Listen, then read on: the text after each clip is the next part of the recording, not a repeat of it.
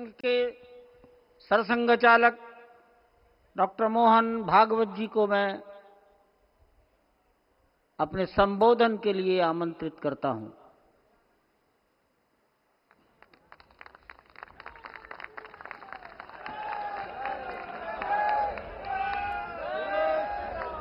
देश के यशस्वी और जयस्वी प्रधानमंत्री जी आदरणीय नरेंद्र जी मोदी,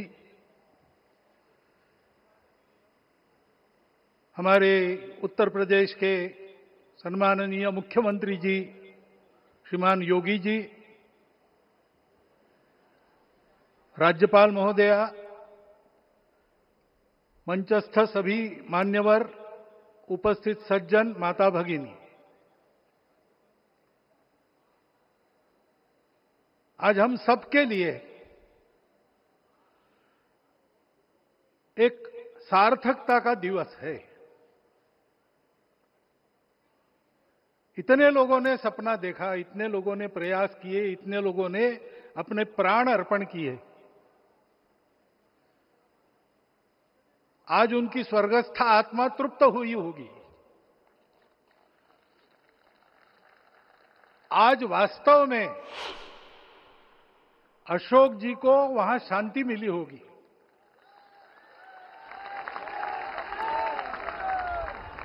महंत रामचंद्र दास जी महाराज,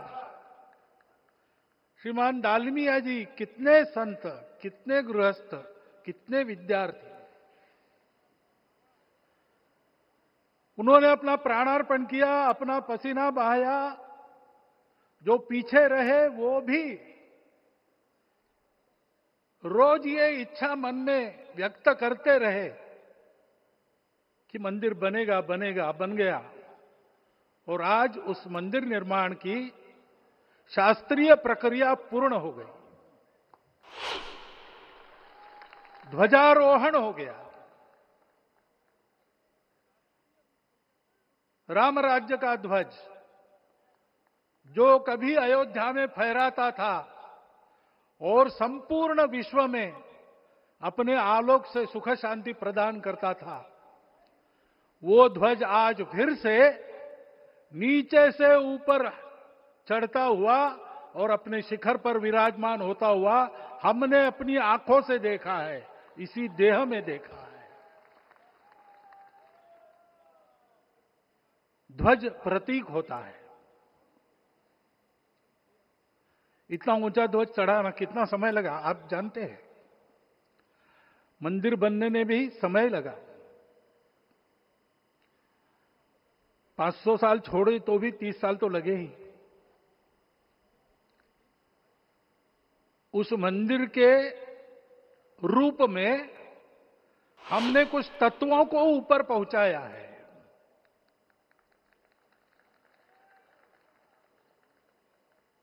सारा विश्व जिससे ठीक चलेगा, अपने व्यक्तिगत जीवन, पारिवारिक जीवन से लेकर तो सृष्टि जीवन तक सबका जीवन जिससे ठीक चलेगा, वो धर्म, उस धर्म का प्रतीक भगवा रंग, वह इस ध्वज का रंग है। ये धर्म ध्वज है। इस धर्म ध्वज पर रघुकुल का प्रतीक कोविदार वृक्ष है। वैसे रूप देखा जाए तो कचनार जैसे लगता है। और जो खोजी लोग हैं वो खोज कर कह रहे हैं कि मंदार और पारिजात दो वृक्षों का एक तरह से संकर है। दोनों वृक्षों के, ये दोनों वृक्ष देव वृक्ष कहलाते हैं। दो देव वृक्षों के गुणों का समुच्चय ये वृक्ष है। और ये वृक्ष उस रघुकुल की सत्ता का प्रतीक है। वो सत्ता वृक्ष से व्यक्त होती है, जिसके बारे में कहा गया, छायाम अन्यस्य कुर्वन्ति तिष्ठन्ति स्वयं आतपे। सबके लिए छाया देते हैं, स्वयं धूप में खड़े रहकर। फलान्यपि परार्थाय फल स्वयं उगाते हैं, दूसरों के लिए बांट देते हैं। वृक्षाः सत्पुरुषा इव, वृक्ष सत्पुरुष होते हैं। और कचनार के गुण औषधि भी है। कचनार के वृक्ष का अन्न में भी उपयोग है। सब प्रकार से उपयोगी इस वृक्ष का प्रतीक हमने लगाया है। धर्म जीवन ऐसा जीवन होता है, और ये जीवन जीना है, उस जीवन की प्रतिष्ठा करनी है, इस जीवन का झंडा शिखर तक पहुंचाना है।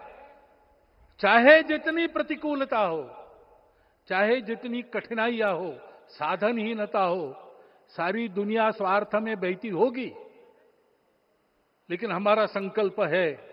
सूर्य भगवान उस तेज के, उस संकल्प के प्रतीक है। उनके रथ का एक ही चक्र है। 4 चाक वाली गाड़ियां भी एक्सीडेंट करती है, तो एक चक्र चलाना है, और रास्ता खराब भी नहीं, रास्ता है ही नहीं। अधांतर में चलो रथस्य एकम चक्रम। रथ चलाने के लिए 7-7 घोड़े, उनको नियंत्रण करने के लिए सांपों के लगाम है, और रास्ता नहीं है, और सारथी जो है उसके पैर नहीं है। ऐसी गाड़ी चल सकती है क्या? कंप्यूटर में डाटा डालेंगे, कहेंगे नहीं चलेगी। लेकिन बिना थके रोज पूरब से पश्चिम, पूरब से पश्चिम जाना आना सूरज भगवान कर रहे हैं। क्योंकि कार्य की सिद्धि स्वत्व के भरोसे होती है। हिंदू समाज ने लगातार 500 साल और बाद के दीर्घ आंदोलन में अपने इस स्वत्व को सिद्ध किया, और रामलला आ गए, मंदिर बन गया। यही बात सत्य पर आधारित धर्म, सत्य जो प्रतिनिधित्व होता है ओंकार से, वो सारी दुनिया को देने वाला भारत हमको खड़ा करना है। हमारे इस संकल्प का प्रतीक यह राम मंदिर, उसकी प्रक्रिया आज हमने पूरी कर ली है।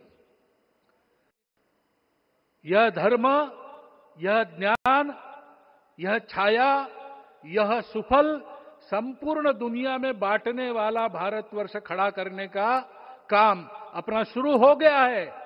उसको, इस प्रतीक को देखकर, हिम्मत रखकर, उसी प्रकार सतत प्रयास करते हुए, सब प्रकार की विपरीतताओं में भी हम सबको मिलके करना पड़ेगा। आज ये हमारे कृतार्थता का दिवस है, और आज हमारे संकल्प की पुनरावृत्ति का ये दिवस है। वो संकल्प हमको हमारे पूर्वजों ने दिया है।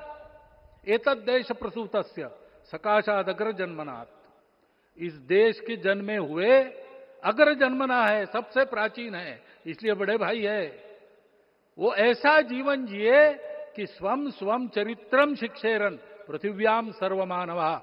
पृथ्वी के सर्व मानव अपने अपने चरित्र की शिक्षा, जीवन की विद्या भारतवासियों से सीखे। ऐसे भारतवासियों का परम वैभव संपन्न, सर्वशक्ति संपन्न और सबके लिए खुशी बांटने वाला, शांति बांटने वाला, सबको विकास के सुफल देने वाला भारतवर्ष खड़ा करना है। ये विश्व की अपेक्षा है, हमारा कर्तव्य है। मंदिर में श्री रामलला विराजमान है, उनका नाम ले और इस कार्य की गति हम बढ़ाए। इतना एक विषय आपके सामने रखता हूं। जैसा सपना देखा था उन लोगों ने, रामदास स्वामी ने कहा था, स्वप्नी जे देखिले रात्रि ते ते तैसे ची हो तसे। ऐसा सपना उन्होंने देखा था, बिल्कुल वैसा। और मैं कहूं कि उन्होंने जो सपना देखा था उससे भी अधिक भव्य और अधिक सुंदर ये मंदिर बन गया है। हमारे हृदय में वो निश्चय का सृजन करे, तपस का सृजन करे। ये शुभकामना मैं आप सबको देता हूं और मेरे शब्दों को विराम देता हूं।